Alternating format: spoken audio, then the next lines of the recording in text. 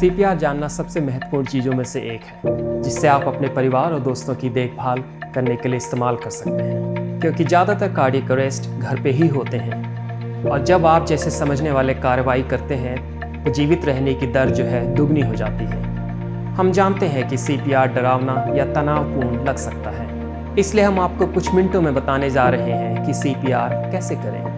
ध्यान रखें कि जब आप 000 कॉल करते हैं तो कॉल करने वाला आपको बताएगा कि क्या करना है और हमें तुरंत आपकी सेवा में भेज देगा। लेकिन ये जानने से पहले कि हमें क्या करना है, इससे बहुत फ़र्क पड़ता है। कार्डियक अरेस्ट के दौरान हर सेकंड कीमती होता है और ये हम सभी के लिए ज़रूरी है कि जीवन को बचाने के लिए क्या करना है, ये जानना हम सब के लिए बहुत ज़रूरी है। इसलिए यदि आपके पास एक तकिया है या कॉल पुश शॉक किट है और ज़मीन पर एक जगह है, तो आओ चलो शुरू हो जाओ, हम ये सीख सकते हैं। जब कार्डियक अरेस्ट से निपटने की बात आती है तो हम इसे 3 सरल चरणों में कर सकते हैं। वो 3 चरण हैं कॉल, पुश, शॉक। ठीक है, पहला कदम यह पहचानना है कि जब कोई बेहोश हो और सामान्य रूप से सांस न ले, वे कार्डियक अरेस्ट में हो सकते हैं और आपको तुरंत 000 कॉल करना होगा। कार्डियक अरेस्ट का मतलब है कि दिल का सामान्य रूप से धड़कना बंद हो जाना और ऐसे में तत्काल कार्रवाई की ज़रूरत है। इसलिए 000 को कॉल करें।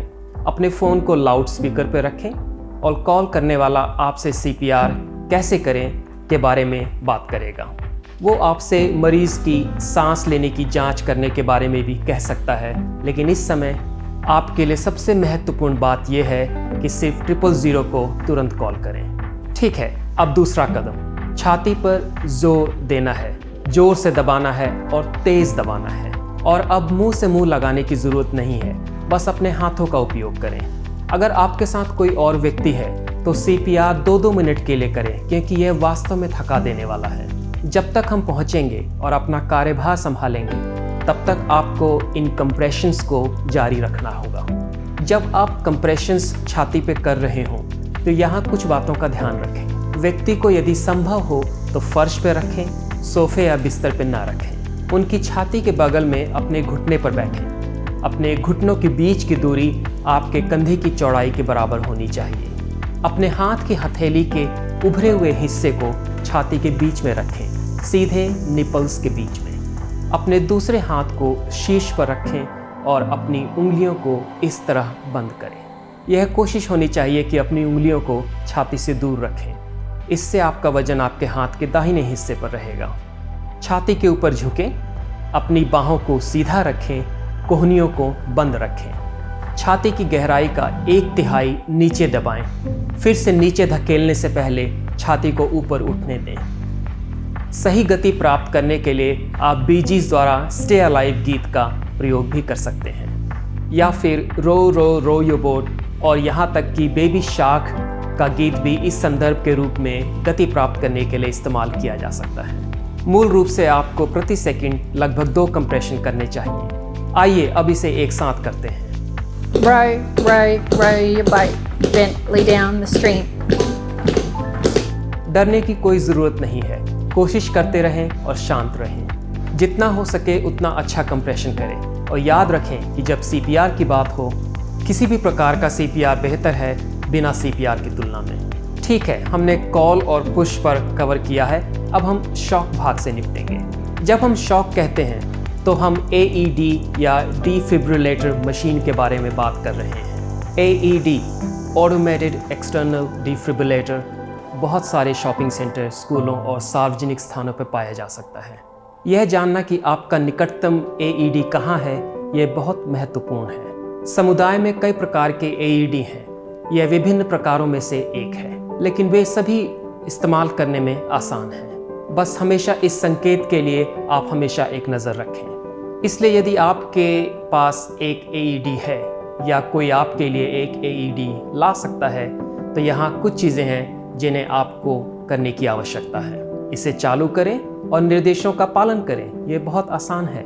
कोई भी AED का इस्तेमाल कर सकता है। ये AED उपयोग के लिए पूरी तरह से सुरक्षित हैं।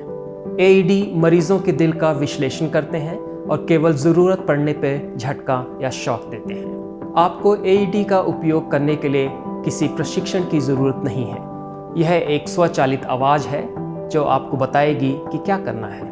यह AED मशीन आपको कुछ चीज़ें बताएंगी जो इस प्रकार हैं। मरीज़ के ऊपरी कपड़ों को हटाने के लिए Remove clothes from patient's chest. छाती के किस भाग पर पैड लगाना चाहिए, Apply pads to patient's bare chest. दूर हट जाने के लिए और रोगी को न छूने का सही समय क्या है, Shock advised. Stay clear of patient. और AED आपको यह भी बताएगी कि कंप्रेशन कब करना है। No shock advised. Begin CPR. तो अब आप जान चुके हैं कि क्या करें। Call, push, shock. 000 को तुरंत कॉल करें।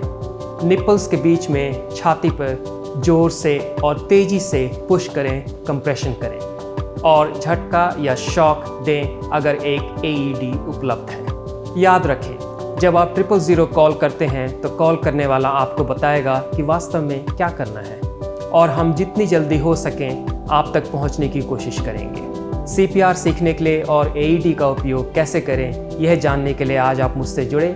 इसके लिए आपका बहुत बहुत धन्यवाद। यह 2 सबसे महत्वपूर्ण चीज़ें हैं जो आप संभवतः अपने प्रियजनों को सुरक्षित रखने के लिए कर सकते हैं, CPR और AED ऑटोमेटेड एक्सटर्नल डिफिब्रिलेटर। सुरक्षित रहिए और अपना ख्याल रखिए।